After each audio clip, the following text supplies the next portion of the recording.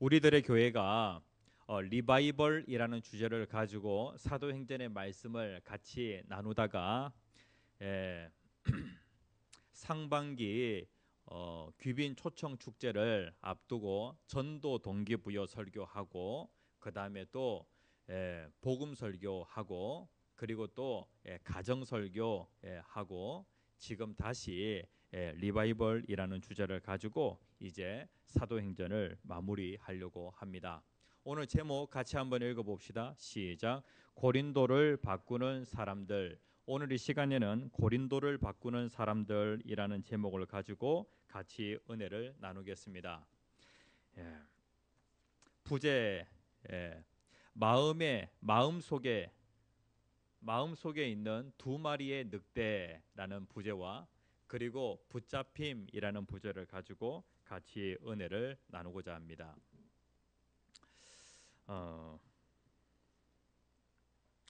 그 인디안 그 이야기가 있습니다. 마음속에 있는 두 마리의 늑대 이야기인데요. 인디안 할아버지가 손자에게 말했습니다.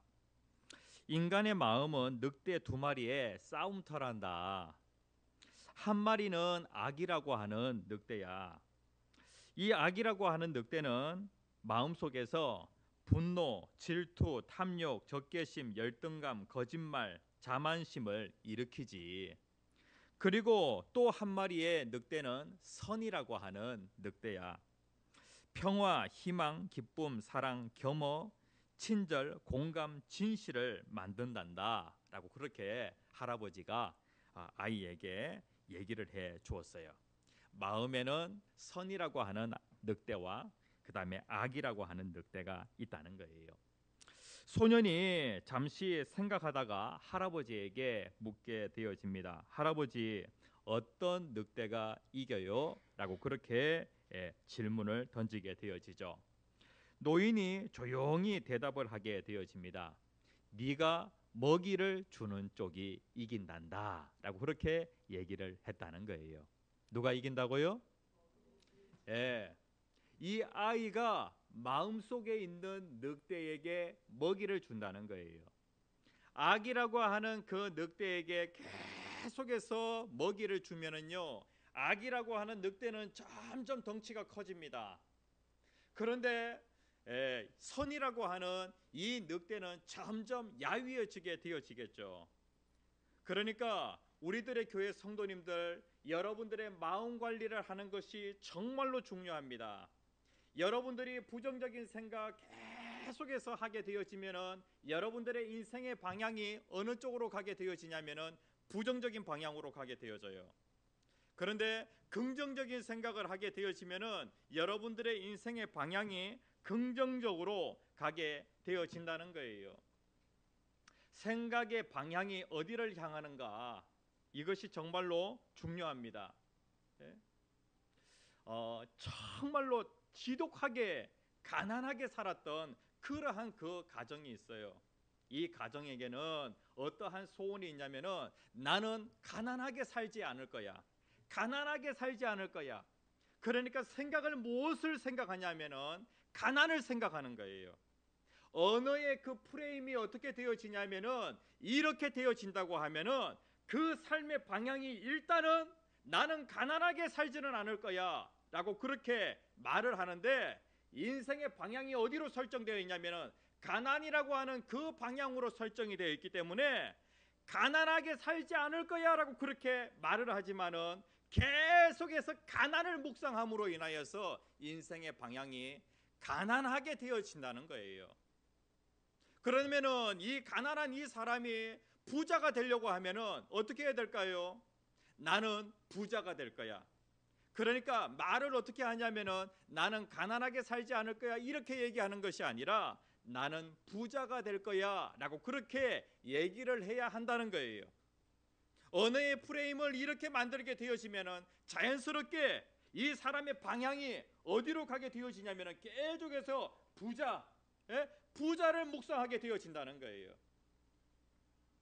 인생의 방향이 정말로 중요한데요. 우리들의 교회 성도님들 어떠하든지 가난보다도 또 부자, 이렇게 무엇을 생각하느냐, 이것이 정말로 중요하다는 것이죠. 우리가 이 땅에 살아가는 가운데 그 사도 바울을 보게 되어질 때에 그 사람은 이 땅에서 인생의 방향과 관련하여서 내가 세상을 변화시키리라 라고 하는 그러한 목표를 세우고 그 방향으로 그의 인생이 나아갔던 것을 보게 되어집니다. 예? 세상을 변화시킨다라고 하는 것은 이건 원대한 목표라고 할 수 있겠죠. 그런데 세상을 변화시킨다, 내가 땅끝까지 나아가겠다라고 하는 그러한 인생의 방향이 설정이 되어지면은 가까이에 있는 곳부터 변화가 일어나게 되어집니다. 왜? 방향이 그쪽으로 설정이 되어져 있기 때문에. 오늘 제목이 무엇이냐면은 고린도를 바꾸는 사람들이라는 그러한 제목입니다. 사도행전 1장 8절 말씀에 보면은 사도행전의 그 방향, 하나님이 어떤 방향으로 그 복음이 확산이 되어지도록 그렇게 하시는가? 우리가 잘 아는 말씀입니다. 사도행전 1장 8절에 있는 말씀 같이 읽겠습니다. 시작. 오직 성령이 너희에게 임하시면 너희가 권능을 받고 예루살렘과 온 유대와 사마리아와 땅끝까지 이르러 내 증인이 되리라 하시니라. 성령이 임하시면, 성령에게 붙잡힌 바 되어지면은, 성령에게 둘러싸이면은, 성령으로 충만하면은 인생의 방향이 어떻게 되어지냐면은 예루살렘, 온 유대, 사마리아 땅끝까지 영향력을 미치는 그러한 사람이 되어진다는 거예요. 우리 다음 세대에 특별히 인생의 방향이 있어요? 예? 이 청소년기 때에 인생의 방향을 설정하는 것이 정말로 중요합니다. 예? 여기에 보면은 돛담배가 있는데요. 이 돛담배는 무엇으로 움직이게 되어지냐면은 바람으로 움직이게 되어집니다. 그런데 이 돛담배에게 있어가지고 방향이라고 하는 것이 정말로 중요한 것이죠. 방향이 설정되지 않는 그 상황에서 부는 그 바람, 미셀 몽테뉴라고 하는 사람이 있는데요. 이 사람이 이러한 말을 하게 되어집니다. 어느 곳을 향해 배를 저어야 할지 모르는 사람에게는 어떤 바람도 순풍이 아니다.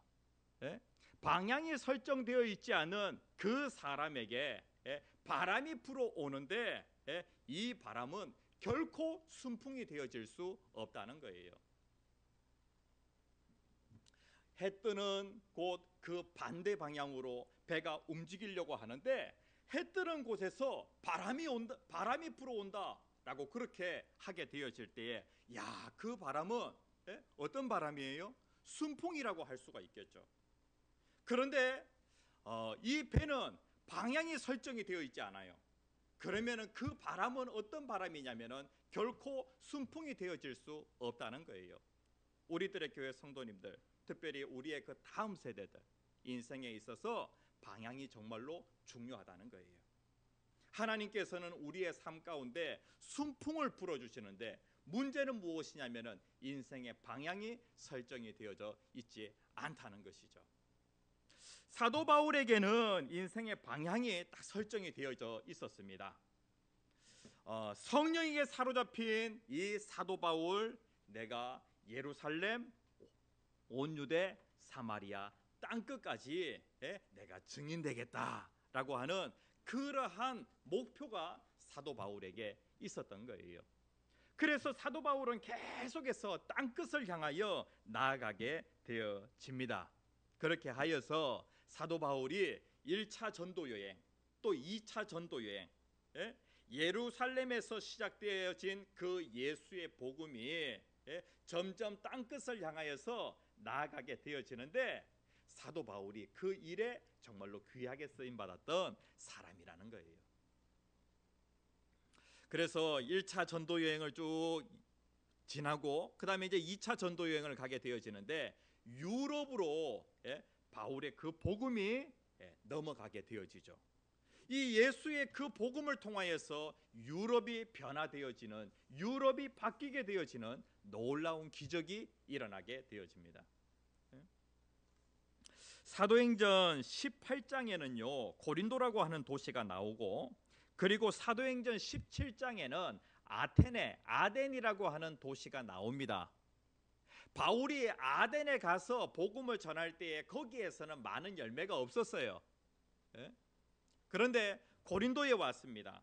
그러니까 특별히 이 아덴에서는 교회를 세우지 못하고 사도 바울이 실패자의 그러한 모습으로 고린도에 왔다는 것이죠. 그런데 이 고린도에서 하나님께서 역사하셔서 고린도를 바꾸는 그러한 변화의 역사가 일어나는 것을 보게 되어집니다. 사도 바울은 결국에는 유럽을 바꾸는 그러한 사람이 되었습니다. 그리고 또 온 세상을 바꾸는 그러한 사람이 되었어요. 그런데 여기에 보면은 오늘 본문 말씀에는 고린도를 바꾸는 그 사람들이 여기에 기록이 되어져 있다는 것이죠. 우리들의 교회 성도님들, 여러분들 원대한 목표를 가지고 여러분들 때문에 광주시가 바뀌고, 그 다음에 또 여러분들 때문에 또 수도권이 바뀌고, 또 대한민국이 바뀌고, 또 열방이 바뀌게 되어지는 그러한 기적의 역사가 일어나기를 간절히 소원합니다. 어디에를 가든지 그곳에서 선한 영향력을 나타내는 우리들의 교회 성도님들 되시기를 간절히 축복합니다. 고린도는 어떤 곳인가? 변화되어야 할 그러한 곳입니다. 1절 말씀에 보면은 바울이 고린도에 이르러라고 그렇게 말씀을 하고 있어요. 아덴을 떠났다. 아덴에서는 교회를 세우지도 못하고 아덴을 떠나게 되어지는데 고린도에 이르렀다라고 그렇게 말씀을 하고 있어요. 이 고린도라고 하는 이 도시는 결코 만만한 도시가 아닙니다. 예수의 그 복음으로 이 도시를 변화시킬 수 있느냐? 예수 이름의 능력이 있습니다. 예수 이름의 소망이 있습니다. 예수가 전해지게 되어지면은 변화되어지는 그러한 기적의 역사가 일어나게 되어집니다. 고린도라고 하는 이 도시는요 무역의 중심지라고 그렇게 할 수가 있습니다. 무역업이 발달이 되어지다 보니까 그 고린도에 사는 사람들은 대부분 잘 사는 사람들이 많이 있었어요. 그리고 또 잘 살다 보니까 이 고린도는 어떠한 도시였냐면은 쾌락의 도시였습니다. 당시에 아테네에서는 올림픽이라고 하는 그러한 그 운동 경기가 있었죠. 거기에 못지않게 고린도에서도 마찬가지로 올림픽에 버금가는 이스미안이라고 하는 그 운동 경기가 있었어요. 그리고 또 이 고린도라고 하는 이 지역에는요 많은 사람들이 볼 수 있는 그 산 꼭대기에 사랑의 여신인 아프로디테라고 하는 그 여신의 신전이 있었어요. 그리고 그 신전에는요 그 성스러운 창녀라고 그렇게 해가지고 창녀들이 한 1,000명 정도가 있었습니다. 그러니까 그 도시의 기운이 어떠한 기운이냐면은 그냥 음욕, 그 다음에 또 술 취함, 강탈 이러한 것들이 가득 찼던 그러한 도시였다는 거예요. 이러한 도시 바꿀 수 있겠습니까? 없겠습니까? 저는 이러한 도시에 살아봐서 알아요. 전남 광양에 있을 때에 그 광령이라고 하는 그 도시가 바로 이 고린도와 같은 그러한 도시였어요. 그런데 그 도시를 바꾼다라고 하는 것이 결코 쉬운 일이 아니죠. 그리고 그 당시의 사람들이 고린도 사람들 하면은 무엇을 떠올렸냐면은 이런 말이 있어요. 고린도 사람처럼 행동하다라고 하는 그러한 단어가 있는데 이 단어의 의미가 무엇이냐면은 음행하다라고 하는 그런 뜻을 가지고 있어요. 그러니까 이 고린도 사람들에 대하여 사람들의 인식이 어떠한지 우리가 잘 알 수 있겠죠. 그리고 특별히 매춘부들을 향하여서 그 당시 사람들이 뭐라고 불렀냐면은 고린도의 친구들이라고 그렇게 불렀어요. 그 다음에 고린도의 아가씨라고 그렇게 불렀어요. 그 말이 곧 무슨 말이었냐면은 매춘부를 이르는 그런 말이었어요. 이러한 도시가 바뀐다라고 하는 것이 결코 쉬운 일이 아니죠. 예? 그런데 예수의 복음을 통하여서 이 지역이 바뀌게 되어집니다. 오늘 한 두 가지 정도를 살펴보려고 하는데, 하나님께서 이 고린도를 바꾸십니다. 어떻게 바꾸시느냐? 복음의 동역자를 통하여서 하나님이 바꾸시는 것을 보게 되어집니다. 하나님께서 바꾸실 때에 어떻게 하시냐면은 사람을 통하여서 하나님이 그 가정을, 그 다음에 또 그 직장을, 그 다음에 또 그 교회를, 그리고 또 그 국가를 하나님이 바꾸시는 것을 보게 되어집니다. 바울 혼자서 바꿀 수 있었을까요? 하나님께서 딱 알맞게 적절하게 누구를 보내주셨냐면은 브리스길라와 아굴라 이 부부를 보내주셨습니다. 2절 말씀에 보면은 아굴라라 하는 본도에서 난 유대인 한 사람을 만나니, 바울이 누구를 만나게 되어지냐면은 아굴라를 만났다는 거예요. 그런데 여기에서 만나다라고 하는 요 단어가 어떤 뜻을 가지고 있냐면은 우연히 만났다는 거예요. 그런데 신앙 안에서는요, 우연이라고 하는 것은 있을 수가 없습니다. 하나님의 계획하심이 있으셔서 특별히 이 고린도의 그 변화를 위하여서 하나님이 누구를 보내셨냐면은 브리스길라와 아굴라 부부를 로마에서 고린도로 보냈다는 거예요. 이 아굴라와 브리스길라 이 부부는, 남자는 아굴라고 그 다음에 여자는 브리스길라입니다. 이 아굴라는 어디에서 태어난 사람이냐면은 본도에서 난 유대인이라고 그렇게 말씀을 하고 있어요. 이 본도라고 하는 그 지역은 어디에 나오냐면은요, 사도행전 2장에 가서 보면은 성령 세례 사건이 있는데, 각 지역에서 온 그 유대인들, 그러니까 당시에 고대 근동 지방에 흩어져 있던 그 유대인들이 절기를 맞이하여서 예루살렘에 모이게 되어지는데, 그곳에서 예수님의 제자들이 성령의 충만함을 받아서 다른 곳 그 말로 복음을 전하는 것을 듣게 되어집니다. 거기에 뭐가 나오냐면은 이 본도라고 하는 지명이 나옵니다. 그러니까 아마도 아굴라라고 하는 이 사람은 오순절 성령 사건, 그 사건을 통하여서 복음을 들은 그 사람을 통하여 이 사람이 예수를 믿게 되었을 것이다 라고 그렇게 추측을 해볼 수가 있겠습니다. 이 사람이 어디에 가서 살게 되어지냐면은 로마라고 하는 곳에 가서 살게 되어지는데, 그런데 그곳에서 어떠한 안 좋은 일이 생기게 되어지냐면은 당시에 로마 황제 4대 황제가 있는데요, 네 번째 그 황제가 있는데, 이 황제가 칙령을 내리게 되어지는데, 로마시에 살고 있는 모든 유대인들은 다 추방이다. 특별히 유대인들이 선동을 하여서 폭동이 일어났다라고 하는 그러한 소문이 쫙 깔리게 되어지면서 로마에 살고 있는 유대인들이 다 추방을 당하게 되어진 거예요.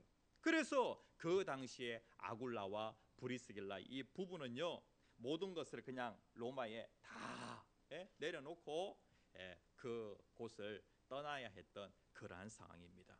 이러한 상황에서 고린도에 정착하게 되어졌는데, 거기에서 우연히 누구를 만나게 되어졌냐면은 사도 바울을 만나게 되어졌다는 거예요. 그런데 이 브리스길라와 아굴라 이 부부가 바울의 그 복음 사역에 귀하게 쓰임을 받게 되어집니다. 바울이 어떻게 하였냐면은 4절 말씀에 안식일마다 바울이 회당에서 강론하고 유대인과 헬라인을 권면하니라 라고 그렇게 말씀을 하고 있어요. 바울은 회당에 가서 그곳에서 계속해서 말씀을 전하는 그러한 일을 하게 되어지는데, 당시에 사도 바울에게 어떠한 기술이 있었냐면은 천막을 만드는, 그러니까 가죽을 잘라가지고 천막을 만드는 그러한 그 기술을 가지고 있었던 거예요. 그런데 그때 마침 누구도 그 기술을 가지고 있었냐면은 아굴라도 그 기술을 가지고 있었던 거예요. 그래서 함께 일하면서 먹고 마시고 그렇게 하면서 생활을 하게 되어졌던 거예요. 그러면서 사도 바울은 어떻게 하게 되어지냐면은 주중에는 열심히 일하고 그 다음에 또 주말에는 회당에 가서 복음을 전하는 그러한 일을 하게 되어집니다. 그러니까 바울에게 있어가지고 직업이라고 하는 것이 있었는데, 이 텐트를 만드는 이 직업, 이것이 무엇을 위하여 존재하냐면은 복음을 전하기 위하여 직업이 존재했던 거예요. 우리들의 교회 성도님들, 여러분들은 어떻습니까? 직업을 위해 복음 사역하고 있습니까? 아니면은 복음 사역을 위해서 직업이 있습니까? 사도 바울은 복음 사역을 위하여서 텐트 만드는 그러한 그 일을 했다는 거예요. 이렇게 바울이 생활하는 것을 보면서 또 브리스길라와 아굴라 이 부부도 그 일에 함께하게 되어집니다. 사도 바울은 브리스길라와 아굴라를 향하여서 뭐라고 얘기하냐면은 로마서 16장 3절에 있는 말씀 같이 한번 읽어봅시다. 시작. 너희는 그리스도 예수 안에서 나의 동력자들인 브리스가와 아굴라에게 문안하라, 그렇게 말씀을 하고 있어요. 그러니까 나의 동력자라고 그렇게 얘기를 하고 있어요. 사도 바울 혼자서 이 일을 해야 되는가? 아니요. 하나님께서 특별히 인생의 목표 가운데 땅끝까지 복음 전하고자 하는 이 바울에게 하나님께서 동력자를 보내주시는 것을 보게 되어집니다. 그런데 이제 얼마 시간이 지나지 않아서 5절 말씀에 보면은 바울이 개척한 그 교회에 잠시 실라를 파송을 했고 디모데를 파송을 했어요. 그런데 지금 사도 바울 혼자 고린도에 와 있는 그러한 상황인데, 그 상황에서 누구를 만나냐면은 브리스길라와 아굴라 부부를 만났죠. 그리고 또 얼마 지나지 않아서 그 교회에 파송되었던 그 실라와 디모데가 마게도냐로부터 내려왔다라고 그렇게 말씀을 하고 있어요. 그러니까 하나님께서 계속해서 한 사람 한 사람 동력자를 붙여주시는 것을 보게 되어집니다. 그리고 이 사도 바울에게는 이 고린도라고 하는 이 지역에 마땅히 머물 수 있는 그런 그 장소가 없었어요. 그런데 하나님께서 어떻게 하시냐면은 특별히 회당 가까운 곳에 디도 유스도라고 하는 이 사람의 집이 있었는데, 이 사람이 또 사도 바울의 동력자가 되어서 같이 협력을 하게 되어집니다. 처음에 혼자였어요. 하나님은 일하실 때에 어떻게 일하시는 하나님이시냐면은 사람을 통하여 일하시는데, 사람이 혼자 일하는 것을 하나님께서 기뻐하지 아니하시고 하나님께서 동력자들을 붙여주시는 것을 보게 되어집니다. 그래서 브리스길라와 아굴라 부부, 그 다음에 실라와 디모데, 그 다음에 디도 유스도, 이러한 사람들을 하나님 붙여주셔서 하나님의 그 일을 할 수 있도록 인도하시는 것을 보게 되어집니다. 우리들의 교회 성도님들, 여러분들 하나님을 위하여서 여러분들이 꿈을 꾸게 되어질 때에, 인생의 방향을 설정하게 되어질 때 하나님께서 누구를 보내주시냐면은 동력자를 보내주신다는 거예요. 아멘. 그리고 여기에 보면은 결국에 이 지역을 바꾸는 것은 무엇이냐면은 인간의 생각이, 인간의 노력이 그 지역을 바꿀 수 있느냐, 그게 아니라는 것이죠. 결국에 변화는 무엇을 통하여 일어나게 되어지냐면은 말씀을 통하여 일어나게 되어집니다. 우리들의 교회 성도님들, 여러분들이 하나님 앞에 나와서 예배하게 되어지면은 여러분들의 개인의 변화가 일어나게 되어집니다. 그리고 여러분들의 변화와 동시에 또 여러분들의 가정의 변화, 그 다음에 또 여러분들의 또 직장, 지역 공동체의 변화가 일어나게 되어집니다. 그런데 무엇을 통하여 변화가 되어지느냐? 말씀을 통하여 변화가 되어집니다. 하나님의 말씀이 들려야 되는 거예요. 하나님의 말씀 속에서 누구를 만나야 되냐면은 예수 그리스도를 만나야 되는 거예요. 예수가 내 삶의 구원자다. 그런데 성경 속에 있는 그 예수가 내 삶 가운데 역사하는 그러한 예수로 우리가 만나야 하는 것이죠. 5절 말씀에 보면은 바울이 하나님의 말씀에 어떻게 되었다? 붙잡혔다라고 그렇게 말씀을 하고 있어요. 붙잡혀서 유대인들에게 예수는 그리스도라 밝히 증언하니라고 그렇게 말씀을 하고 있어요. 붙잡혔다. 말씀에 사로잡혀 가지고 이 붙잡히다라고 하는 요 단어는요, 둘러싸임을 당하다. 무엇에 둘러싸이게 되어지냐면은 하나님의 말씀에 둘러싸였다는 거예요. 이렇게 되어지니까 사도 바울을 통하여서 증거되어지는 분이 누구냐면은 예수 그리스도. 그 예수 그리스도를 통하여서 이 고린도가 변화되어지는 그러한 일이 일어나게 되어졌다는 것이죠. 11절 말씀에 보면은 사도 바울이 1년 6개월 동안 고린도에 있었는데 무엇에 집중하였는가? 1년 6개월을 머물며 그들 가운데에서 무엇을 가르쳤다? 하나님의 말씀을 가르쳤다라고 그렇게 말씀을 하고 있어요. 하나님의 말씀. 우리들의 교회 성도님들 어떠하든지 여러분들이 일주일에 1시간 이 예배 드리는 요 시간, 그리고 또 설교 이 시간은요 불과 25분밖에 되지 않아요. 여러분들이 여러분들의 삶 가운데에서 하나님의 말씀에 사로잡혀야 돼요. 둘러싸여야 돼요. 성경을 읽고 그 다음에 또 주중에도 여러분들이 하나님의 말씀을 또 묵상하고 이렇게 하면서 어떠하든지 말씀에 둘러싸여야 내 자신이 변화되어진다. 그리고 또 우리 가정이 변화되어진다. 이번에 대신방을 통하여서 말씀 위에 세워진 집이라는 그런 주제를 가지고 같이 은혜를 나누고자 하는데 여러분들, 이 종은 여러분들 가정에 잠시 다녀옵니다. 그런데 여러분들이 매일매일의 삶 가운데 하루 세끼 밥 먹는 것처럼 말씀을 계속 묵상하면서 말씀에 완전히 둘러싸임을 당하는 그러한 여러분들이 되셔야 하는 거예요. 사도 바울이 큰 어려움을 당할 때에 그때마다 하나님의 말씀으로 사도 바울을 위로하셔서 사도 바울을 다시 일으켜 세우시는 것을 보게 되어집니다. 그 시대에는 하나님께서 성경이 완성되기 전이었기 때문에 하나님께서 환상을 통하여서 바울에게 나타나셔서 말씀을 하셨습니다.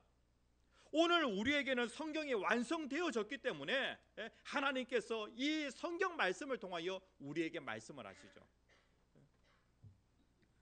9절 10절 말씀에 보면 밤에 주께서 환상 가운데 바울에게 말씀하시되라고 그렇게 말씀을 하고 있어요. 바울에게 뭐라고 말씀하냐면 바울아 두려워하지 말라. 그리고 특별히 유대인들이 네가 복음 전한다고 너를 핍박하는데 그렇다고 해가지고 네가 침묵하지 말고 말해라. 내가 너와 함께 있겠다.